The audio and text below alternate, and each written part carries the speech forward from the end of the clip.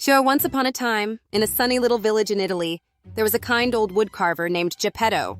He was like a wizard, but instead of magic wands, he had chisels and saws. One day, while carving a piece of wood, something magical happened. "Oh, what a lovely piece of wood!" Bam, Geppetto exclaimed, rubbing his hands together with glee. "I shall make a puppet like no other!" He worked and worked, carving and polishing until the puppet was ready. It had a charming little nose, bright eyes, and even a cheeky smile. Just as he finished, something incredible happened. Just with a flash of light and a sprinkle of twinkling stars, the puppet jumped up and said, "Hello, I'm Pinocchio." Geppetto gasped in surprise. "You can talk?" he asked, eyes wide with wonder. "Of course, I'm a real boy. Sort of," Pinocchio replied with a grin. And so began the adventure of Pinocchio, the wooden boy who dreamed of becoming real. Geppetto was overjoyed. "You are my son now," he declared, hugging Pinocchio tightly. But being a lively puppet wasn't easy. "What should we do today?" Pinocchio asked eagerly. "Let's explore the village," Geppetto suggested, with a twinkle in his eye. As they wandered through colorful streets filled with laughter and joy, they met many fascinating characters. There was Jiminy Cricket, who wore a tiny top hat and had a voice like sweet music. "Hello there," chirped Jiminy. "I'm here to be your conscience." "What does that mean?" Pinocchio asked curiously. "It means I'll help you make good choices," Jiminy replied with a wink. Pinocchio nodded excitedly, but couldn't help but feel a tingle of mischief in his wooden heart. The next day, Pinocchio saw some children playing in the park. "Can I join?" he asked Geppetto.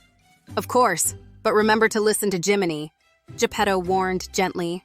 As soon as Pinocchio arrived at the park, he got swept up in fun. They played tag and shared giggles until someone shouted, "Let's go to the theater." "Oh, wow, a theater!" Pinocchio squeaked with delight. Before he knew it, he dashed off without thinking. Jiminy hurried after him, calling out, "Wait for me!" Just so at the theater, Pinocchio saw the most dazzling show. There were clowns juggling and dancers twirling under sparkling lights. But then came trouble. A sly fox named Honest John appeared. He had shifty eyes and could charm anyone with his words. "Why waste time at school when you could be famous?" Honest John whispered to Pinocchio. Pinocchio's eyes sparkled with dreams of stardom. "Famous? Really?" he gasped. "Absolutely. Come with me." Honest John beckoned. Jiminy Cricket shouted, "No! Stay here and listen to your father!" But the excitement made it hard for Pinocchio to think straight. So he followed Honest John into trouble without listening to Jiminy's warnings. Before long, Pinocchio found himself in the land of fun, Pleasure Island. It was filled with candy rivers and toy mountains where kids could play all day long without any rules. At first, it seemed magical.